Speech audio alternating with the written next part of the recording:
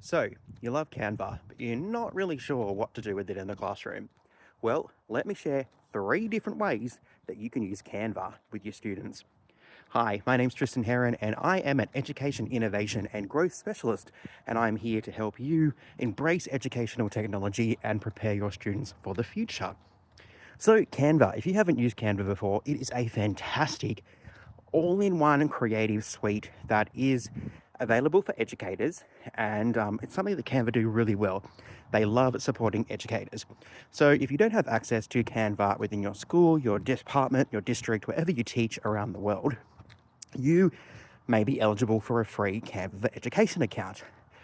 The great thing about a Canva for Education account is that you actually get access to all of the paid premium pro features. All right, now this is what makes me really jealous because I pay for all of these because obviously I'm using them for my business, so I pay for all of these. But we also get them for free as educators. How cool is that? Anyway, I'm digressing. So I want to talk to you about just 3 ways that you could use Canva. In fact, do you know what? I might even talk to you about a few more because I love to give away ideas.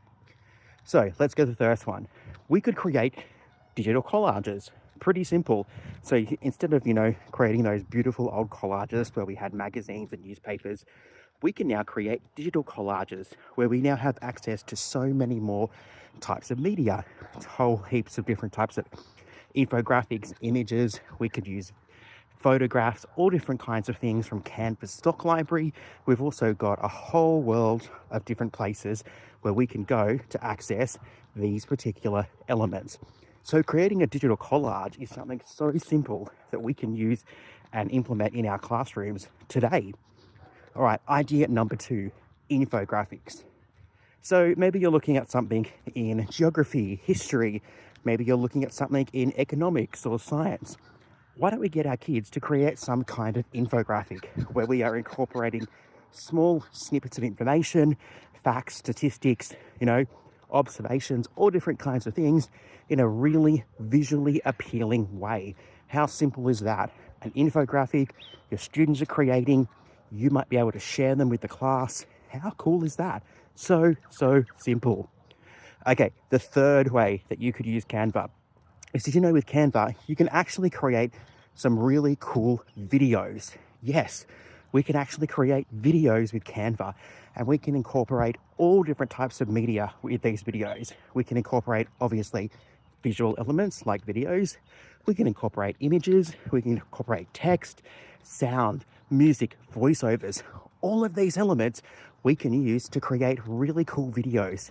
So there's just 3 ways that we could use Canva. But I did say that I love to give more. So let's have a look at a couple more ways. So we could also use Canva to create timelines.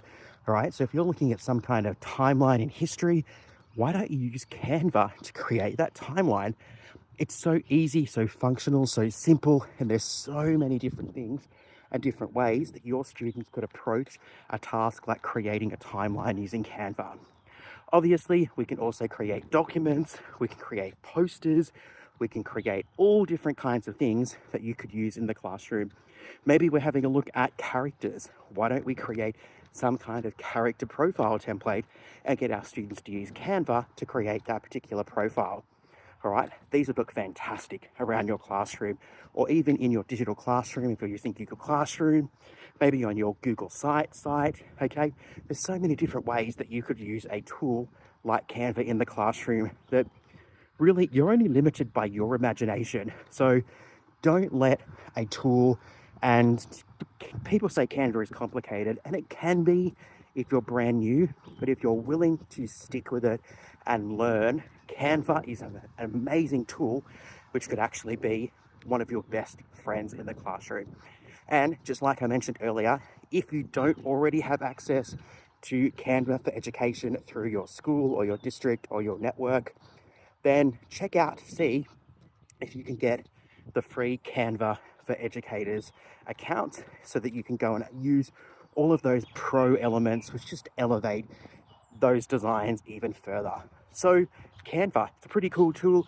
If you haven't checked it out, it's something that I use all the time here at Tristan Heron, and even when we were, Evolve EdTech, It's a tool I love, and it's a tool that I'm going to continue to support, probably because it's an Aussie tool and an Aussie company, and I'm very proud to be an Australian. But check it out, Canva.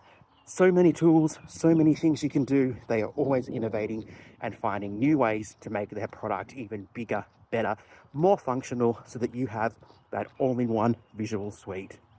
Anyway, if you want to find out more, then make sure that you head over to almost just tripped there. Make sure you head over and check out the Tristan Heron YouTube channel. We would love to reach 1,000 subscribers, and we are slowly working our way towards that number. But your subscription, I'll just take the road there so I don't get run over again. Your subscription to our channel will help us out immensely. So please head over to YouTube, search for us, Tristan Heron, and subscribe to our channel. And while you're there, check out all of our videos, our innovative EdTech episodes, all of our other tutorials, everything that we have to offer. There's so much on there to help you with EdTech in the classroom.